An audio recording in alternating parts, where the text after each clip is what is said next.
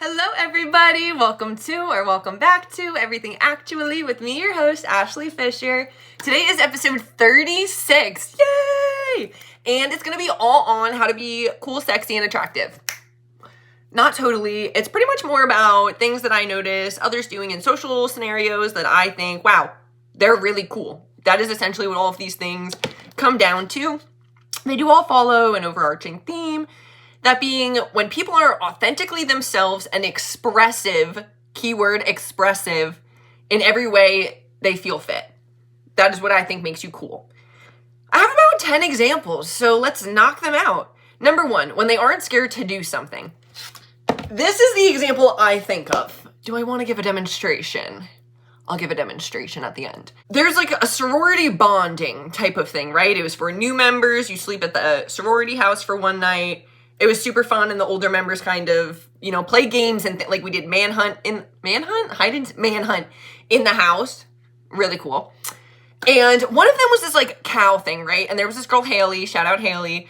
And the game, I'll demonstrate the game.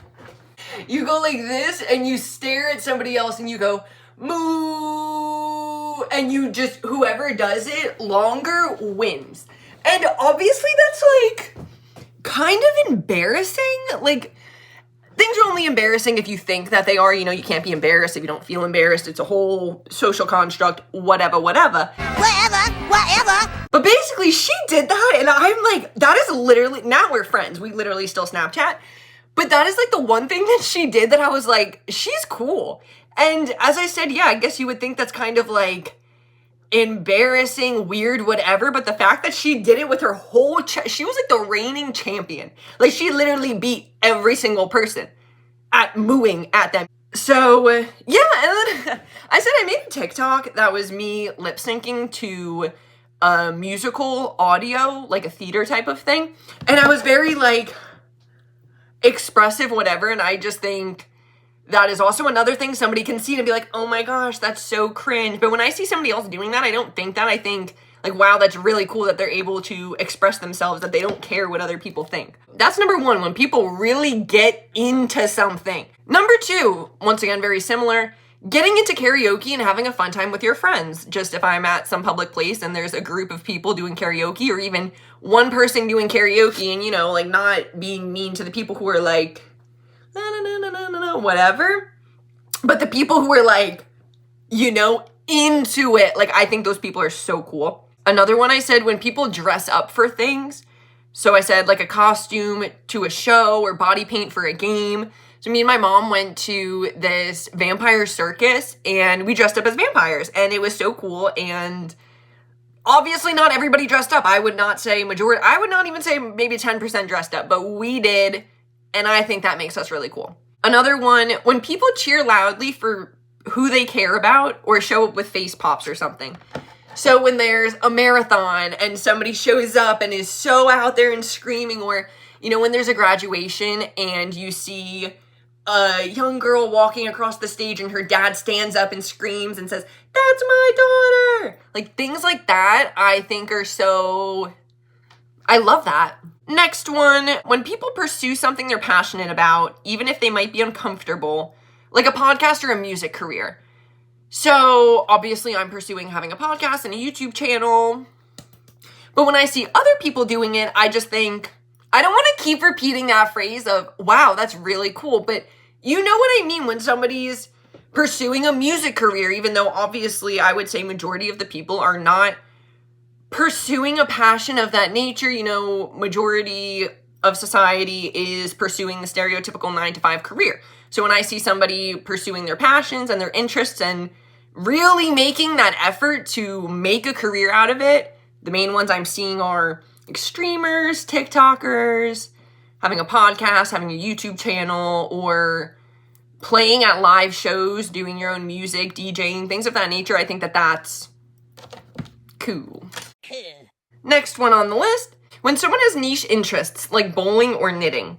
So just having a hobby, not necessarily the most, it could be any hobby. I don't want to say not the most typical of hobbies, even if you're just somebody who works out every single day, even though that's pretty typical, or if you're somebody who likes to play a certain sport all of the time or whatever that is, just having a hobby. Next one, when someone does things alone, I think that that is another social construct that people don't feel like they can go out in public alone, that it might look weird or embarrassing, or that you're a loner. I know not everybody thinks like this, but a lot of people do that. You wouldn't want to go out to dinner by yourself. You wouldn't want to have a sit-down meal alone, but I think that that should be more normalized. Next one, when someone has a pet or family member they really care for.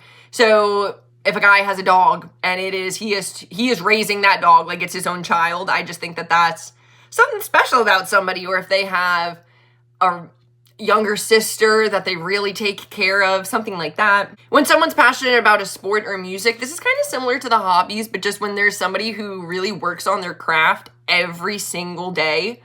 When someone's really smart, or like a leader of a nerd club.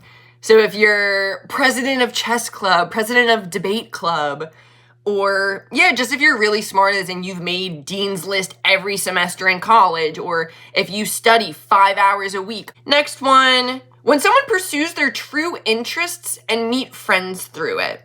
So this is just kind of the first example that comes to mind.